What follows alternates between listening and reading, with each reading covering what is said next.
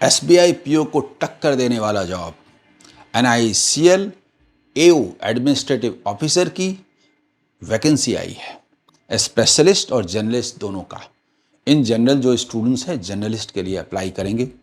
266 में 170 seats journalist के लिए है। 90,000 per month plus other allowances. ये एक जबरदस्त जॉब है, किसी भी मामले में एसबीआई पीओ से कम नहीं है।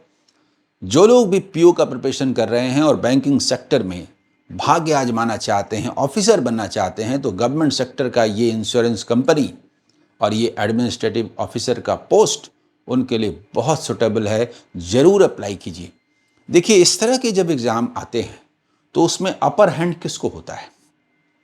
ऐसे एग्ज़ाम आपको 3-4 महीने का टाइम नहीं देते हैं। ऐसे एग्ज़ाम बहुत कम टाइम आपको देते हैं। मैं बताऊंगा क्या टाइम है, कैसे है, इसका डिटेल आएगा भी, लेकिन फिर भी अभी जो नोटिफिकेशन आया है उसमें भी लगभग सारी चीज़ें दी हुई हैं।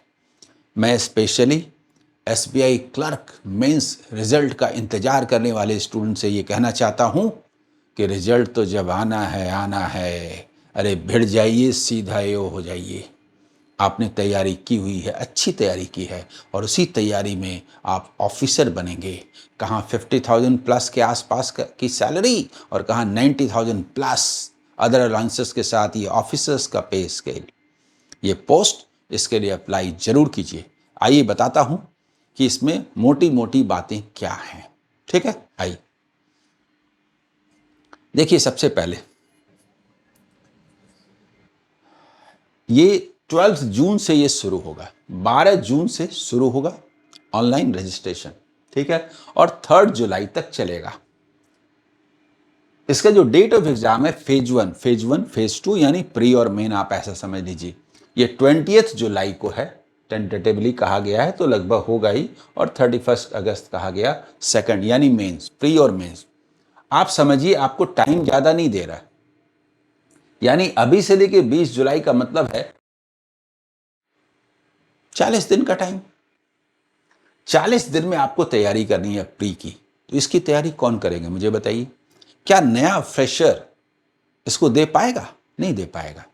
ऑल इंडिया सीट है 170।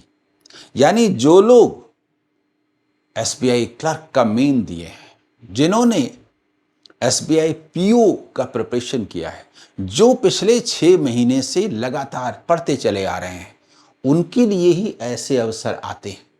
स्टूडेंट इंतजार करते रहते हैं नोटिफिकेशन कब आएगा। लीजिए, आ गया नोटिफिकेशन, तो क्या हो जाएगा?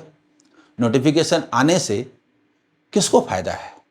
जो बिना नोटिफिकेशन के की परवाह किए हुए पढ़ते हैं, तैयार होते हैं, उनको फायदा होता है। उनके लिए एक गोल्डन चांस है। ठीक है, देखिए इसकी जो सीट्स हैं, इसमें स्पेशलिस्ट के लिए सीट है, तो मैं स्पेशलिस्ट के लिए बात नहीं कर रहा हूं, वो लोग इसको देख लीजिएगा। ठीक है, मैं जर्नलिस्ट की बात कर रहा हूं। ये सीट्स हैं, मैं जर्नलिस्ट की बात कर रहा हूं। ये जर्नलिस्ट 170 पोस्ट हैं और वो इस तरह से हैं, डिफरेंट कैटेगरी में बटे हुए हैं। ये ऑफिसर का पोस्ट है, जिसमें किसी लोकल लैंग्वेज का कोई मायने नहीं है। यानी समझ लीजिए अनरिजर्व में 68 है, टोटल 170 सीट्स हैं। बहुत ज़बरदस्त एग्ज़ाम है। इसको पार कर लिए तो समझ लीजिए बैंकिंग इंश्योरेंस सेक्टर में जॉब का जो सपना है वो पूरा हो जाएगा। अब आइए एक एक करके हम लोग बात करते हैं। इसमें ज़रा देखिए। ठीक है, सिटीजन ऑफ इंडिया होना चाहिए, जो कंडीशंस हर जगह। इसमें सर्विस की जब आपका एक हो जाएगा जॉब, तो आपको कम से कम 5 साल रहना है इनिशियली, उसके बाद ही आपका ट्रांसफ़र होगा। प्रोबेशन जो है 1 ईयर का प्रोबेशन है, लेकिन इसमें एक बात है कि 1 ईयर के प्रोबेशन के बाद आपका एक एग्ज़ाम होगा, जो non life licence C8 examination इसके नाम से है। इसमें आपको पास करना जरूरी है, तभी कंफर्मेशन होगा। ठीक है, 1 ईयर के बाद। इसमें गारंटीड बॉन्ड भी है, यानी आप छोड़ करके नहीं जा सकते। 1 ईयर का जो टोटल ग्रॉस बनता है, यानी 11 लाख से ऊपर, ये आपको देना पड़ेगा, तभी आप छोड़ सकते हैं। ये बॉन्ड है। 1 ईयर का जो ग्रॉस बनता है, तो 90,000 है और अदर अलाउंसेस भी हैं, तो 11 लाख के आसपास आपका होगा। ठीक है,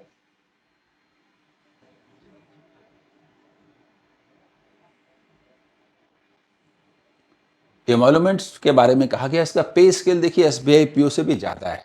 उसका 48,000 है, इसका 50,900 है और उसमें आपको टोटल 90,000 पर मंथ मिलेंगे, 90,000 पर मंथ मिलेंगे।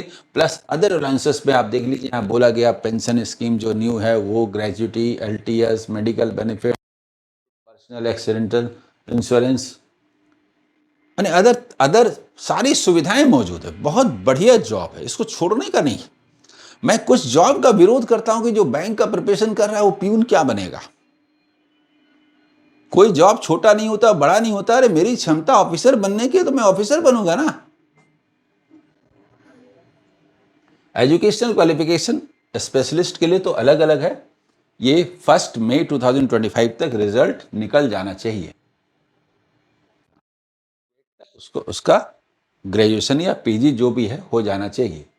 तो ये अलग अलग है सबके लिए। ठीक है, डॉक्टर से लेके फाइनेंस, लीगल सबके लिए है स्पेशलिस्ट। लेकिन हमको ज़्यादा जो कंसंट्रेट में कर रहा हूँ वो है जर्नलिस्ट। इसमें और एक बात है, ग्रेजुएट या पोस्ट ग्रेजुएट होना चाहिए from a recognised university with at least 60% marks in either of degree examination, at least 55% of SC/ST। एक बात ये भी है कि ग्रेजुएशन और या पोस्ट ग्रेजुएशन में किसी भी एक में 60% होने से चलेगा, ये बात है। ऐसा नहीं है कि दोनों में होना चाहिए, किसी भी एक में आइदर लिखा हुआ है। ठीक है, 60% इन either of the degree examination. और जिनको छूट है उनको 55% है SC/ST के लिए। ये एक रिस्ट्रिक्शन है जिसके कारण कुछ स्टूडेंट्स इसमें छटेंगे भी, अप्लाई नहीं कर पाएंगे। ठीक है, लेकिन जो लोग एलिजिबल, इसके बाद आप गौर कीजिएगा, एज 21 to 30 ईयर्स है, 1 मई को काउंट होगा। ठीक है, और एज रिलैक्सेशन उसी तरह से जैसे हर जगह रहता है। ठीक है, PWD के लिए भी उसी तरह से रिजर्वेशन है जैसे होता है हर जगह। इसके बाद इसमें आइए,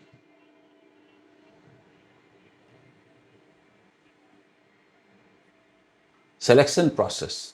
तो पहले तो फेज 1 एग्जाम है, प्रिलिमिनरी एग्जाम। वो वैसे ही है जैसे बैंकिंग एग्जाम्स होते हैं। देखिए, ये 100 मार्क्स का है, 60 मिनट्स 1 आवर का है, इंग्लिश 30 का है, 35 है, 20 मिनट्स ईच है। बैंकिंग जो एग्जाम पैटर्न है वही है। ठीक है, उसी तरह से नेगेटिव मार्किंग होती है।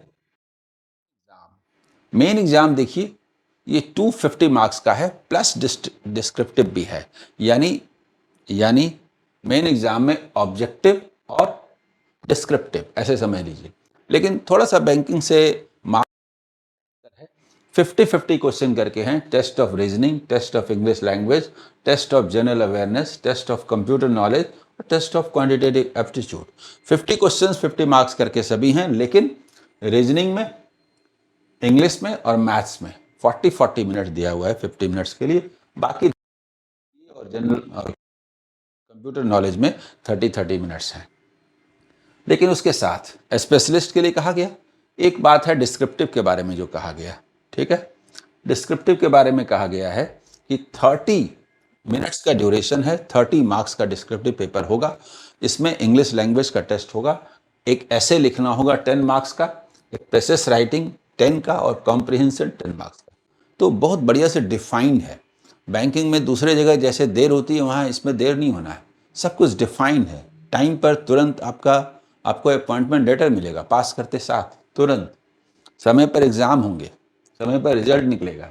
पेनल्टी 1/4 है, समझ गए। उसके बाद बाकी चीज़ें उसी तरीके से है, उस पर मैं बात नहीं कर रहा हूँ। तो बोलिए, ये एक अच्छा जॉब है, इसके लिए आपको ज़रूर अप्लाई करना चाहिए।